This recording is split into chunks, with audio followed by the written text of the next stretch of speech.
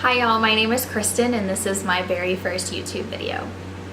I've been wanting to do this for a while, especially with being pregnant, because when I first found out that I was pregnant, I watched so many YouTube videos. I was desperately seeking information and knowledge being a first-time mom, and it was really helpful, and I told myself that I should do this for women who were in my shoes and in my position, and I don't know, it was very helpful, and I just want to help others out there that have questions and are just seeking comfort in knowing that they're not alone.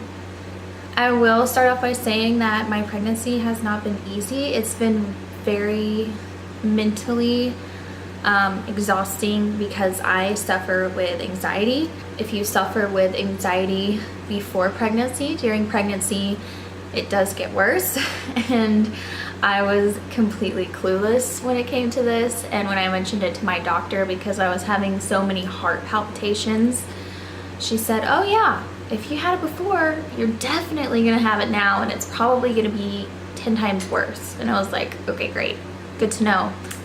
And before I get into it, I just want to say that you're not alone, and that is my purpose for making this video, and hopefully future videos, is just to let you know that you're not alone. And it feels so good to know that there's other women out there who feel the same way that you do. So that is my goal with this channel. I just wanted to kind of go over some bullet points, my struggles with pregnancy in particular, and more so speaking of the first trimester. So definitely the number one symptom that I struggled with was my anxiety, still is my anxiety. Unfortunately, I have to make a choice to go on medication. I was not on medication before pregnancy. That's why it was such a shock to me when it got out of control. I didn't realize it was going to take the toll on my body that did. And my doctor has been really great, and she said, "Oh yeah, let's get you on something." And it's not worth the mental turmoil, because it's not going to benefit my baby versus being on medication and being in a much healthier, happier place. So obviously that was my decision, and everybody is going to have different opinions on the matter. You just kind of have to weigh out your options. And I just wanted to let those of you know who struggle with anxiety to just know that whatever you decide is okay. And the second symptom that was really bad, which is common in pregnancy, obviously, is the nausea and the food aversions. I never threw up, never. Not once did I throw up, but my nausea was so bad, I wish I would have thrown up. So because of the nausea, I was really hungry, but I did learn that if you kind of plan to eat every 1 to 1.5 hours and just keep something on your stomach, the nausea is not as bad. And then your energy is a little bit better because you have something sustaining yourself in your body, because your body is working overtime when you're pregnant. Don't think it's a walk in the park. It's not. Like, you will be exhausted, but if you think about it, you're building a human, like you're creating a human in there, and it's just like, obviously you're going to be tired. And then along with the nausea was the food aversions. Oh my goodness. My husband and I did not cook for probably the first 2 months at least, because I just couldn't stomach it. I mean, it was so bad. So we kind of just stopped cooking, and then whatever sounded good we would go and get, and unfortunately there was some fast food involved. But even that was not good to me either. So the only things that I really ate in the first trimester was very little things like fruit, smoothies. I'm trying to think. I liked sour candy, which is not healthy at all. Peanut butter sandwiches I tried to eat as much of, because peanut butter has protein. It was bad. It wasn't easy. It was really hard on me because it made me feel like crap, because I was not giving my body anything to sustain itself. But in those moments when this is happening, do not add stress of feeling guilty on top of everything, because your baby is doing just fine in there. It's you who are suffering. So don't worry about that. Don't feel guilty. Just eat when you can and try and eat as healthy as you can. The third one was tiredness, exhaustion. I went to bed at like 6:30, 7 o'clock every night during the first trimester. And I would often take naps during the day if I could. But even then, when I wake up from my nap, I still didn't feel rested. I could have slept the whole day. And that's just not realistic. We can't sleep the whole day. I really wanted to sleep a lot. And kind of the other symptom that goes hand in hand with that is just, in general, not feeling like yourself. Like, I don't know how to explain it until you go through it, but because you're undergoing all of these different changes, you don't feel normal. Like, you don't feel like yourself. And so oftentimes, you know, that would lead to anxiety and anxious feelings. It's like, man, when am I gonna feel good again? And then at those points, I would just have to remind myself, like, this is the first time I'm going through this. This is normal to feel this way. Don't feel guilty. The outcome is what matters. And that's the truth. So recapping the first trimester, I'm very blessed to say, and this is bragging in no way, my husband and I got pregnant on the first try. To be honest, I wasn't expecting to get pregnant on the first try because of things that I had read. It can take years, or it could take months, it could take years. So I wasn't expecting it. I knew pretty soon after conception that I was pregnant. I'm going to offer advice to you at the end of this video, but I'm gonna go ahead and say this right now. I know you're excited to find out if you're pregnant, but just go with the flow, because I found out when I was about 3 weeks pregnant, 3 to 4 weeks, and that's early. I mean, it's early to find out. And so I have felt pregnant for so long. When that moment happens, don't go spend $60 to $70 in pregnancy tests either, because it's not worth it. I mean, it is. It is, but it's not, okay? You're gonna find out eventually. I found out super early. I did feel the implantation, and everyone thinks that I'm insane, but I knew that I was not due for my period. I was painting a table. This was right before Christmas. I was painting a table for my mom for her Christmas gift, and I was standing up, and then all of a sudden I felt this sharp pang in my ovary, uterus region, probably ovaries, and it was just weird. It was not like a period cramp. I mean, it kind of was. It was the same area, but it was different, and it made me have to sit down. Like, it was strong. It wasn't super painful, like a knife is stabbing you in the stomach, but it was painful enough to make me sit down. And as soon as it happened, I knew. I was like, I'm pregnant. That was it. That was the moment. And people think I'm crazy. I know my body really well, and I know that's exactly what that was. So even though I did, sorry, I'm 20 weeks now, and breathing gets hard. Anyway, so as I was saying, I felt the implantation, but I did not bleed. So some women will bleed from the implantation. So if you notice spotting in your underwear, or when you go to wipe after you urinate, you're okay. Don't worry about it. As long as you're not cramping with excruciating pain and bleeding a lot, then yeah, obviously you need to go see your doctor. Like I said, I wasn't due for my period, but I didn't know when my last period was, and I thought that I did. Went to buy these pregnancy tests, wasted a lot of money on them, and I started taking them at what I thought was 6 DPO. Excuse me, I am sorry, I'm normally not this rude. Well, I was off. I was way off on when my last period happened. So who knows when I tested positive. So after family was told, we had scheduled our appointment after that, which you have to be at least 5 to 6 weeks along before you can schedule your appointment. Some places require 8 weeks.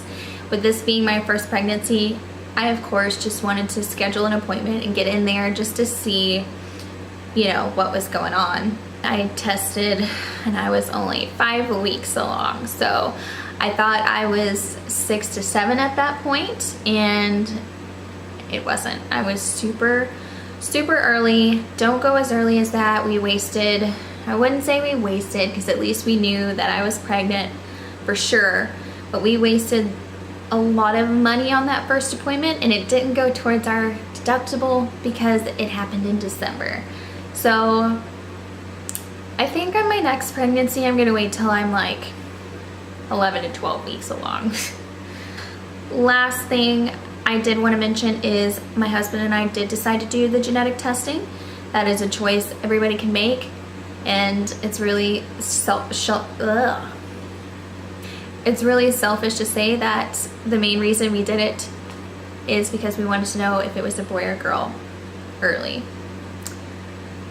And yes, obviously we wanted to know that our baby was growing healthy and did not have any kind of just genetic disorder, but we did want to know, and I'm very impatient and I'm trying to work on it, okay? All I can say about first trimester is you're gonna have a lot of ups and downs, at least I did.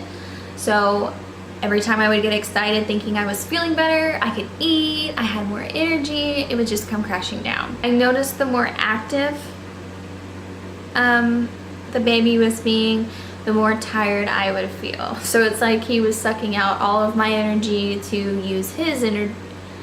So it's like they suck all of your energy to use their energy. And I was mostly sick at night.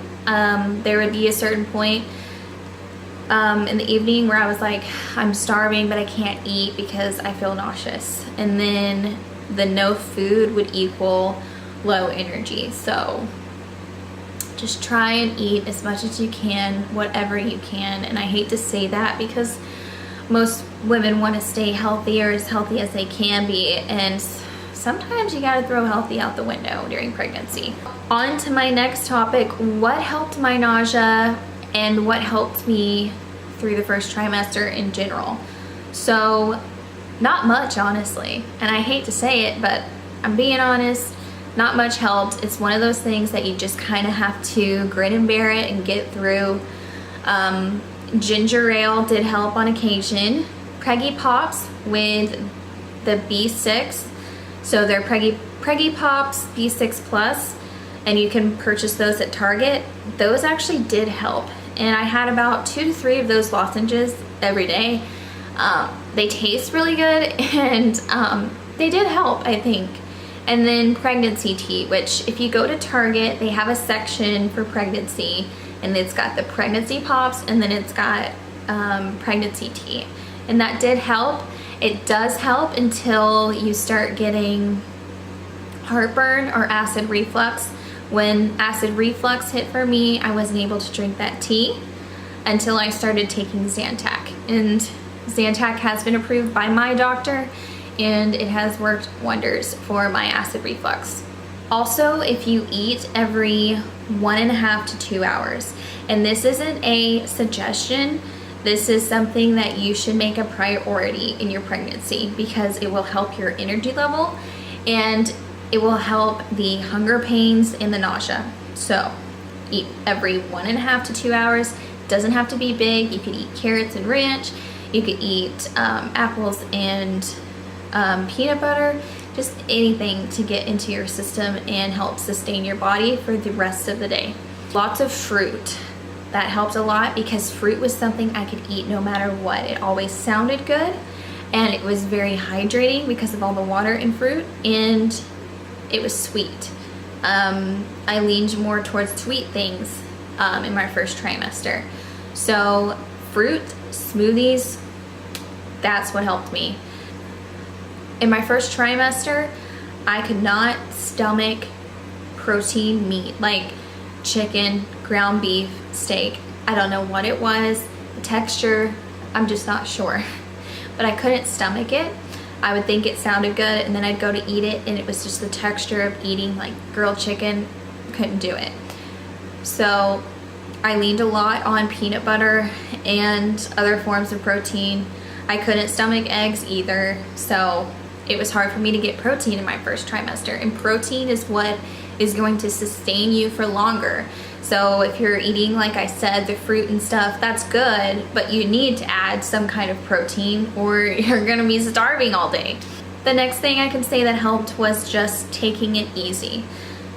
I'm very in tune with my body. I know when I need to just say, you know what, I gotta go sit down. You know what, I gotta go take a nap. You know what, I'm done for the day. You know, you just gotta be good to yourself during pregnancy and be lenient on yourself. Don't say, well, I need to go take this walk because I need to stay in shape. Well, yes, you do need to stay in shape. But if you're on the verge of feeling exhausted, I would just suggest going to take a nap instead. But that is my personal opinion. Stay hydrated. That was not a problem for me in my first trimester because I craved water like crazy. I was so thirsty. So I was drinking a lot of water. So I've had the pee issue, having to pee a lot since the very beginning. That has not gone away from me because I'm constantly drinking water and I'm pretty sure the baby is right on my bladder. And then the last thing is talk to somebody. Confide in someone how you're feeling. Whether it's your mom, an aunt, your best friend who's gone through pregnancy, an acquaintance, or someone online. Just talk to somebody because when you vent about these feelings and you get some feedback and just know that what you're feeling is normal, it helps immensely. After explaining all of this to you, and I hope that it made sense,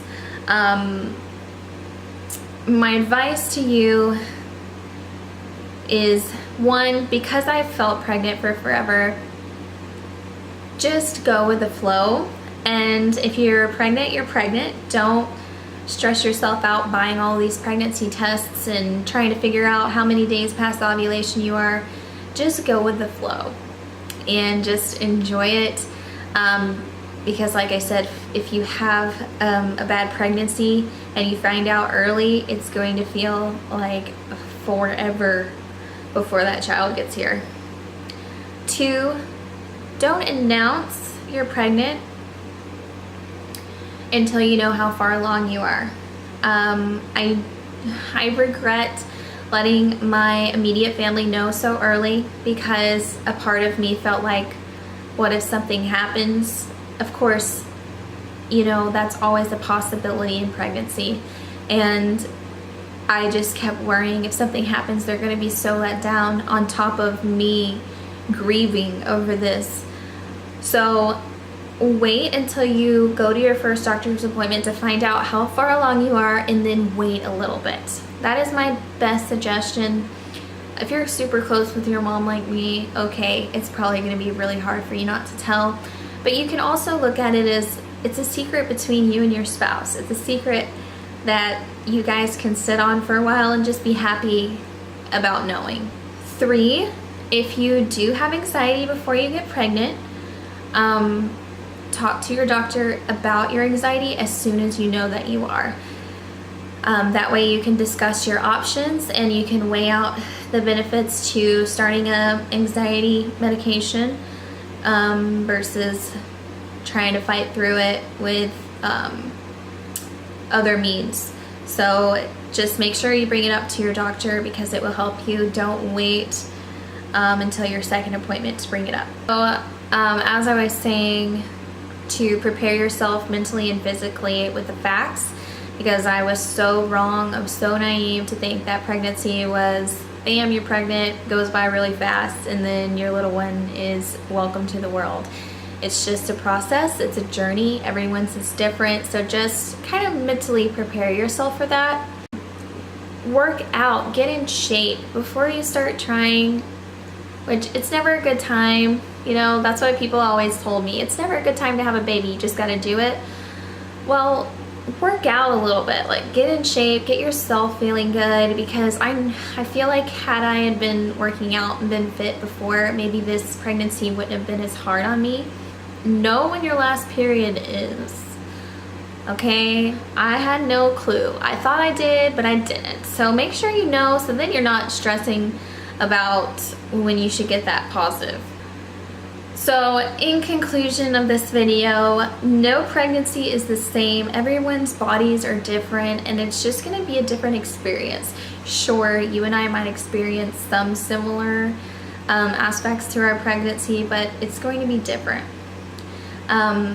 And it's very hard, but it's more than worth it as long as you keep thinking about the outcome. And the further along that I've gotten, I just keep thinking about holding my baby in my arms, and I'm so excited. Don't feel guilty for missing your old self, because I've missed her this entire time. I love who I'm going to be after this, but I still miss the person that I was, the carefree person that could, go out and do whatever. And I felt super guilty for that, because I was like, here I am growing this amazing life inside of me, and I'm sitting here missing what I was, who I was. But that's okay, that's normal. There's so many changes happening in your life right now. It's okay to feel that way. Don't feel guilty. And lastly, just be patient. And I am not the most patient person in the world. And I think that would have helped me a lot during this. But just be patient and stay strong and be gentle with yourself. It's not easy, and you will get through it, but just continue to stay patient and stay positive. That about wraps it up for this very first video. If you have any questions or video recommendations, please drop that down below. I would love to hear from you. Like I said, we need to stick together and get through our pregnancies in the best way that we know how, which is not alone. We need to stick together and just hang in there. So I would love to hear from you, like I said, and give this video a thumbs up or a like. I'm still learning the lingo here, so please don't judge. And I thank you so much for watching, and I hope you have a blessed day. Bye.